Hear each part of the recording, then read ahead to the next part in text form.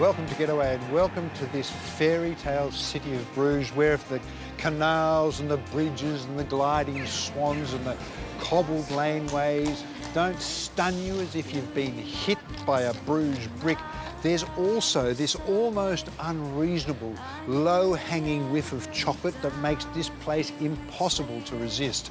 And this is just the starting point, the beginning of our 5-country tour with Scenic, linked by the most glorious of Europe's waterways. The romantic Rhine and Moselle rivers will be my home for the next 3 weeks as I set sail on a sleek, ultra-luxurious Scenic spaceship that will take me deep into the heart of Europe.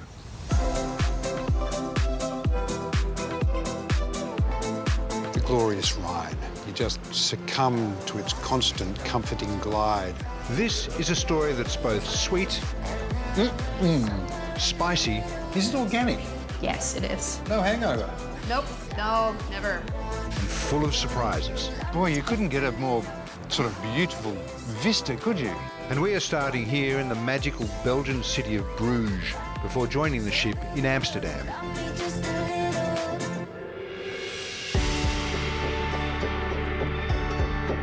Bruges is the capital and largest city of the Flemish region of Belgium. If you asked AI to design a fairy tale medieval town, you would be hard-pressed to improve on Bruges. Like neighbouring Netherlands, Bruges is classic low-lying Europe. It's just 2 metres above sea level, so dig a canal, it's going to fill in, and bingo, no wonder it's often referred to as the Venice of the North. Historically, these canals connected directly to the North Sea at a time when Bruges was the major commercial city of Europe, an urbanised hub for trade, craft production, art, culture, luxury, and all-round sumptuousness.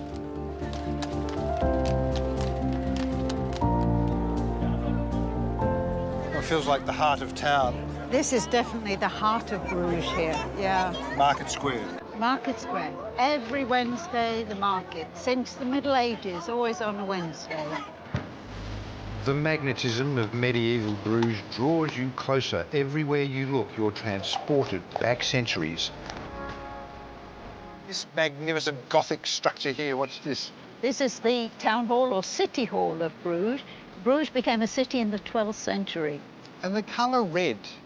The colour red seems to be everywhere. Yes, that's true, because on a medieval building, always the wooden window frames and the doors were red.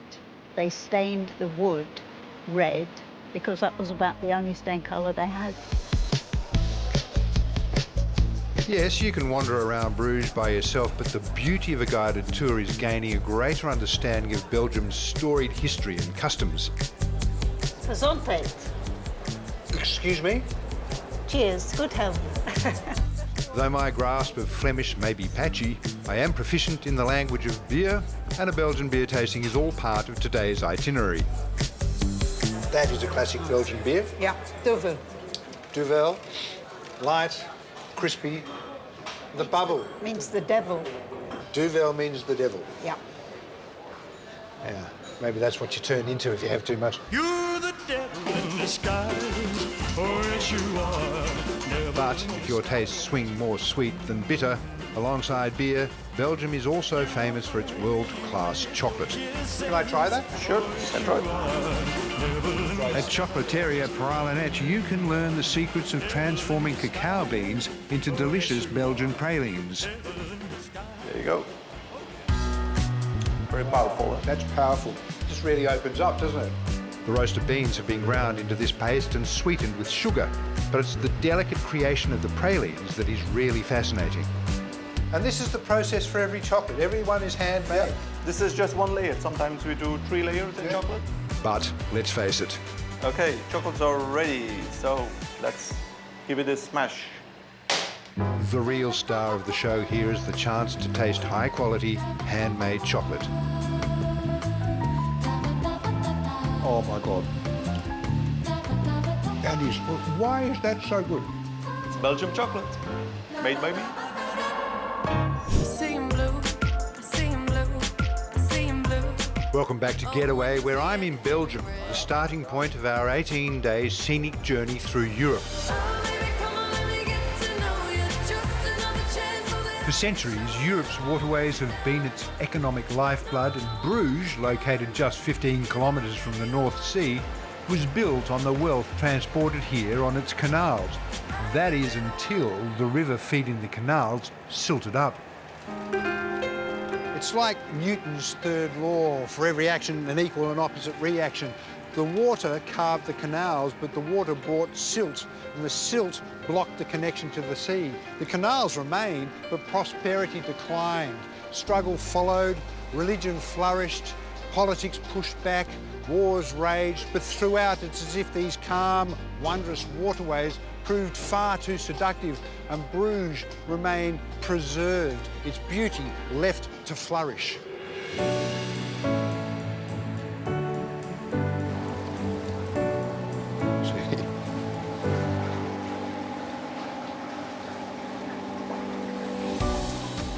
Good to remember that. Gives you an entirely different perspective of the city, doesn't it? True, Doing exactly. it this way. Yes, this is why it's always so good to do both things, on foot and on the boat. And you get this real green aspect, Beautiful. because throughout the city it's all cobblestone, laneways and so on. Much more relaxing. These canals are the arteries of the city, where you dodge swans, not tourists, and a different picture of Bruges emerges. It was a centre for painters, wasn't it? It attracted artists. Yes, yes, even now today. Yeah, many.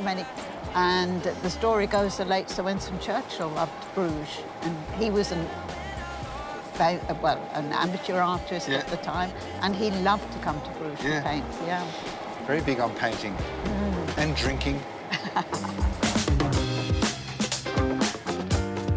It has to be one of the most glorious cities in the world to walk around and absorb all the magnificent medieval nature of the place.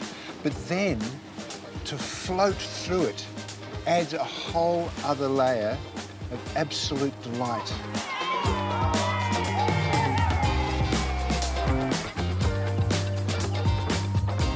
If you float long enough, you'll arrive at Bruges' original harbour entrance, which is now a lake.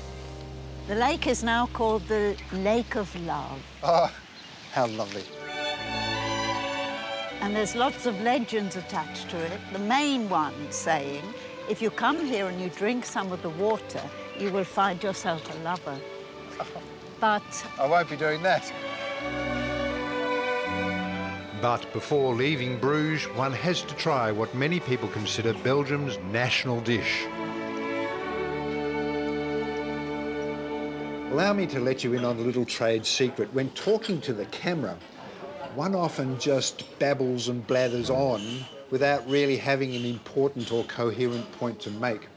In the meantime, hoping that an important and coherent point actually occurs. We call this waffling on. And the reason I'm telling you this is waffles. Belgium is responsible for introducing waffles to America after showcasing them at the 1962 World Fair. Here at the House of Waffles, you can order them any way you like. Who would have thought? Savoury waffle. This is the Club BLT: egg, bacon, lettuce, tomato and cheese. in Belgium we share. Do you? Okay. All right. I'll leave you a bit of sauce. I'll leave you a strawberry.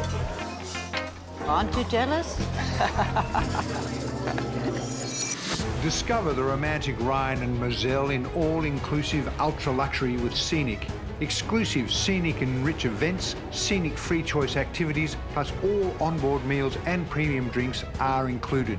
Add a Bruges City extension and enjoy the benefits of a small group stay. Secure your 2026 river cruise and land extension with included economy class flights. Getaway viewers can save an additional $300 per person with an exclusive voucher. For more information or to request your voucher, visit scenic.com.au/getaway, call 1300 790 372 or speak to your local travel advisor.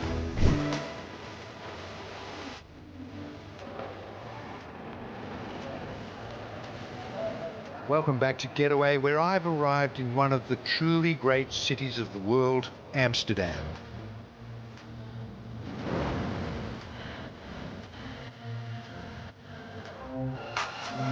Amsterdam was nothing but a swamp until the 17th century when, during the Dutch Golden Age, canals were constructed draining the water into them, creating dry land, which is why they say God created the world, but the Dutch created Amsterdam. And surely God would have been envious had he not created perhaps the most splendid river of them all, the Rhine, to which we're connected right here, the starting point for our next leg, sailing deep into Europe aboard the Scenic Pearl. Scenic Pearl will be my luxurious home away from home for the next few weeks as we cruise along the Rhine and Moselle rivers.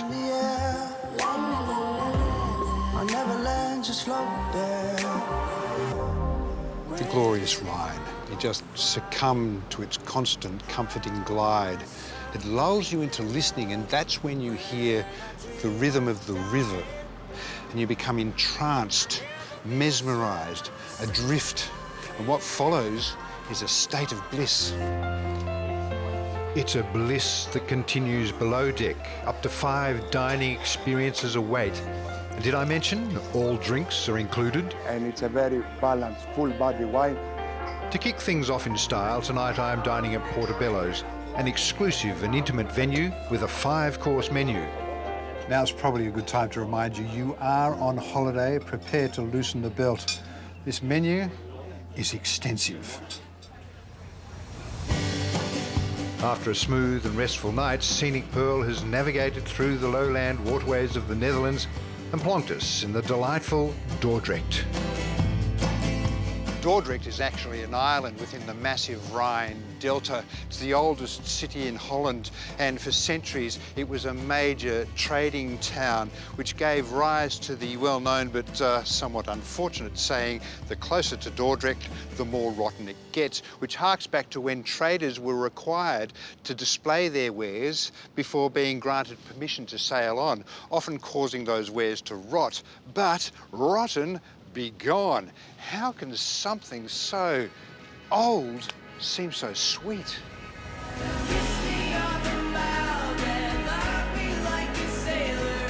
Before the advent of roads, most of the merchants and traders would arrive in Dordrecht, just like me, by water. This is the old city gate of Dordrecht, one of the dozen that we had, and is one of the 2 that survived time. So it's still upright. It's the most important, most beautiful city gate of the city. And this is where all the traders would come? And also important guests that would come to visit Dordrecht. So really welcoming the city. It's very impressive. Impressive way, yeah. All the wealth washing up on Dordrecht riverbanks allowed them to build the Grote Kerk, or Great Church. Dating back to the 13th century, it's built in what's known as the High Gothic style. So extraordinarily large. It is the big church, but you can see from the size that religion was really, really important back in the day. Originally, worshippers were divided, with wealthy A-listers on one side, the great unwashed behind the fence. And what's What's happening? all the gravestones here? So we're... You could be buried inside a church back in the day if you were wealthy enough. You had to pay for it. So these are family graves. You see these little holes? Yeah, they can lift them up. They can lift them up. So the rich... The rich would be buried inside a church, but you can perhaps imagine the smell when it opened. Oh, yeah. So that's why we say stinking rich were buried in the church. This one's stinking rich. That's where it comes from, yeah. Neighbouring Dordrecht and well worth a visit are the Kinderdijk windmills, the largest concentration of old windmills in the Netherlands. Could there possibly be a more quintessentially Dutch scene? Like lush, wet flatlands, bright green fields, low-hanging sky, and these guys like the mad national hero, like a defiant statue in motion. These iconic Dutch windmills, known as polder mills, were designed to pump out the water in order to create farmland. So, We see the wheels turning, but is it actually doing something? It is actually pumping water. So you saw the very big to-this wheel out of wood. It's connected to a scoop wheel, and that scoops up the water over the threshold from low level, from the canal in front, to the higher level of the reservoir behind the windmill. By opening up vast tracts of farmland, these remarkable engineering masterpieces helped fuel the rise of Holland's economy and maritime conquests in the 17th century. This one was built in 1738. Wow, it's still standing Still solid. standing strong.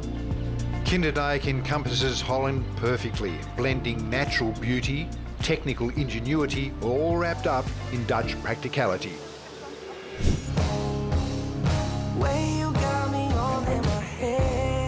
Welcome back to Getaway, where I am meandering around the Dutch Delta aboard the majestic Scenic Pearl. And although built for river cruising, we have nearly made it to the North Sea and the holiday village of Vera.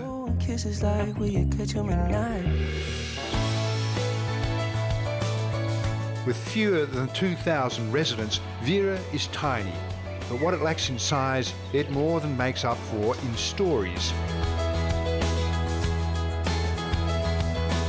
The history of these riverside cities is so often vast and compelling that if, like me, your adult mind struggles to absorb it, then a place like this is purpose-built, it's compact, it's perfect for discovering history one footstep at a time. And a casual dawdle around here soon reveals evidence of power and wealth and religion and defences and Scotland. Starting with religion, because, well, this is Europe, Vera's great church certainly makes an impact. For such a quaint town, it's quite a brutal church. Yes, it is. It is. Napoleon came here with his soldiers and he bricked up the windows. He brought 3 floors in the church for his soldiers' barracks, but also a hospital, because a lot of soldiers had a fever here because of all the water. And so it was also a horse stable. That was not a good combination. Being such a low-lying land, the poor quality water here often mixed with the nearby sea, which is where the Scottish come into the story. What's this? This is a cistern. A cistern? Yes, like a well? Like a well, to supply the Scottish merchants with fresh water. Water was collected from the roof of the church, piped underneath, and then a basin of 200,000 litres of water. And the stones down, they filtered the water. And it was, again, to wash the wool. Being so close to the North Sea, Vera and Scotland share a rich past. And 2 old Scottish mansions here have been converted into the Museum Vera. You see that guy there, he was also a nobleman living in a castle nearby, and he married a Scottish princess, the daughter of Jacob, a king of Scotland. And is that when the trade started? Then the trade started, and also fishermen went already to Scotland, the other side of the North Sea, for their fish, their herring.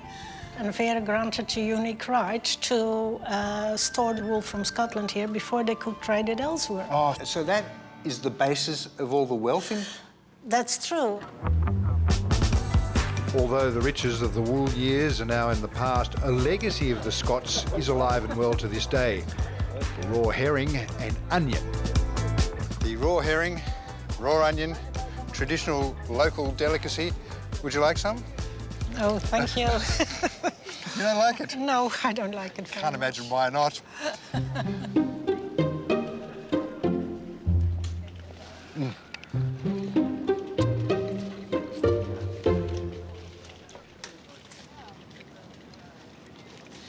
No wonder the Dutch are so joyous. Anything after that has to be happiness. Thankfully, herring isn't the only seafood option in Vera. Our scenic free choice activity is a visit to a local oyster farm. This is actually seawater here. This seawater, this fresh seawater, it's coming every day 2 times in and out with the tides. With the tides? Yeah. From the sea there? From the sea over there. The oysters are grown out in the North Sea and brought here for sale. And what sort of oysters are they? The mostly is the Pacific oyster Oh, you got the Pacific here. here, but also we have the native, the flat oyster. Right. Is well known Right. in the world. Jose is the third generation of oyster farmers on this site, and it would be shellfish of me not to sample the fruits of his labour. Washed down, of course, with some bubbles. That is a delicious, kind of savoury oyster with a real flavour of the North Sea. It's fantastic. Discover the romantic Rhine and Moselle in all-inclusive ultra-luxury with Scenic. Exclusive Scenic and rich events, Scenic free choice activities, plus all onboard meals and premium drinks are included. Add a Bruges city extension and enjoy the benefits of a small group stay. Secure your 2026 river cruise and land extension with included economy class flights. Getaway viewers can save an additional $300 per person with an exclusive voucher. For more information or to request your voucher, visit scenic.com.au/getaway, call 1300 790 372 or speak to your local travel advisor.